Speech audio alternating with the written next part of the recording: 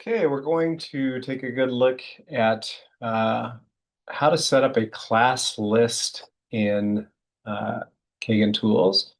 And so some of you have one class that you teach every year. Some of you have multiple classes to teach every year. It works for elementary, middle, high school classes. So I'm going to go up here to the little hamburger menu, and I am going to go to class lists. That's one way you can find class lists and setting them up. Let me go ahead and close out of there, show you another way under the Manage Content tab. There's this class list here. So let's go ahead. It says to create and manage your class list. Let's go ahead and click into there.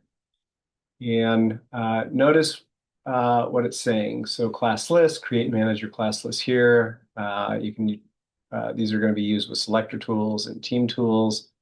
And so far we have 0 class lists set up. So what I'm going to do is create a new class list by clicking this button or this button. So go ahead and click one.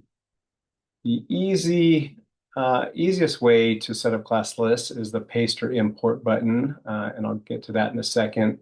I'm going to show you if you have to do it manually. Here's how you would do it. So this says this is required information. We need a name and we need students. So let's go ahead and name this. I have a few names here. Period 1 English. Let me use that one. Great. So manually, what I'm going to do is add a student here. And let's say this is Spencer. This is Lori. I'm going to add another student. This is Gary. And this is Katie. Okay, so I have 4 students that I set up here. The next column that you'll notice here is the score column. And this column accepts numbers from 0 to 100, and they can be representative scores. So for example, if you use the scheme of 90 to 100 as an A, or that kind of scheme, you can set it up using those type of scores. You can use actual average scores or a representative test. Or you can come up with a little scheme for scoring things. A big part of what KaganTools does with class lists is we use them for the TeamTools app. And with TeamTools, you can form different types of teams based off of ability levels. So for example, there's cooperative learning balance teams where you're getting in a team of 4 students, a high medium, a low medium, and a low student. And I'll just give you a for example of kind of a dummy scheme that we'll use here to group students into those 4 groups. So let's say we wanted our highs, we can give them hundreds, our high mediums 90s, our low mediums 80s, and our low students 70s. And when you put in your whole class, and if you use that scheme, notice it will create kind of four groups and group kids into 4 different groups.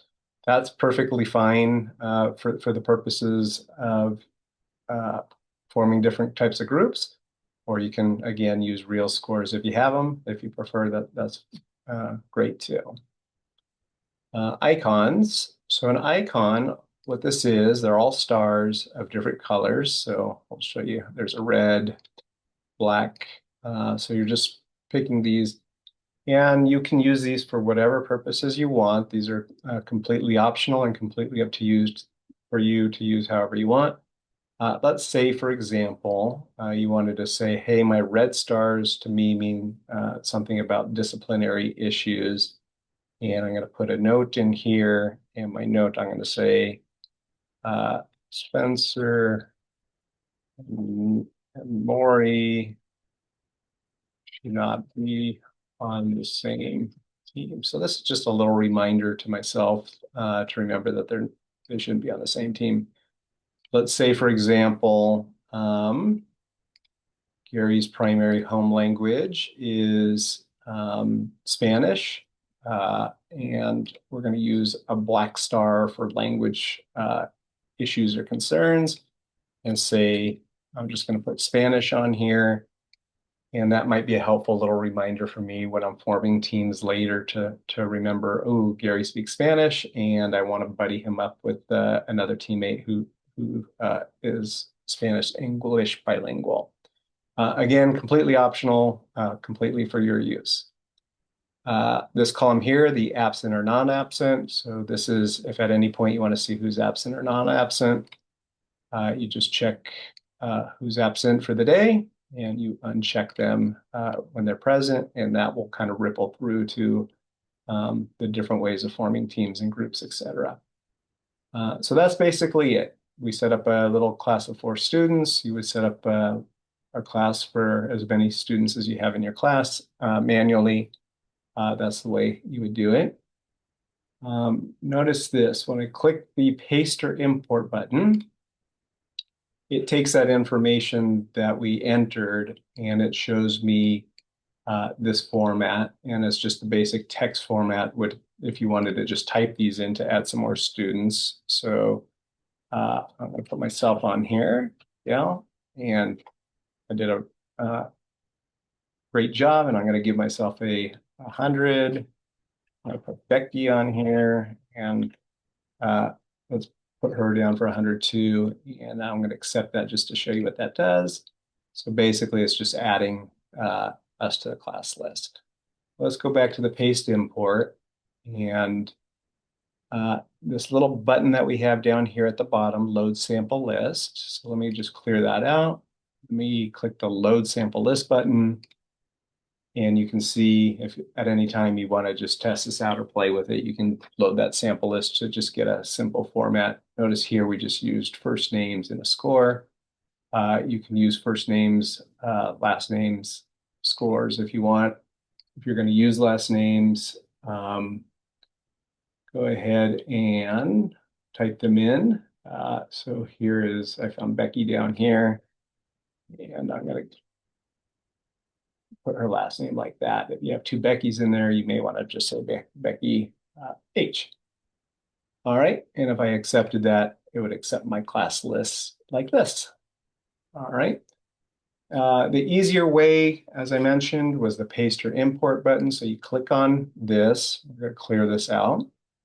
And if you have a list of 1 student name per line and you want to just copy and paste it over, if you have a list of comma separated, it will accept it that way. You can have a name and a score. You could have a spreadsheet that you're getting from Excel or from a Google Sheet or a Google Classroom, for example, that you export a list. You can use first name, last name, and score columns.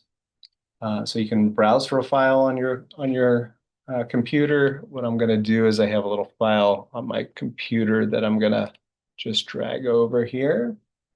So you can see I'm dragging over this little Excel file. I called it last first score. Doesn't matter what you call it. We're going to go ahead and drop it in, and you can see it and say, ooh, that looks correct and good to me. So I'm happy with that. I'm going to go ahead and accept it. And it accepted this random class of 30 students, has first names, last names, and scores. Okay, so I'm happy with that class, and I'm going to go ahead and just save that class. Class list saved. So notice what happens here is in your class list, before there was nothing there, and now we have 1 class set up, period 1 English. I know there's 30 students in that class, and now there's different things I can do with that class. I'm going to click in here. From the class list view, you can view it, edit it, copy it, or delete it.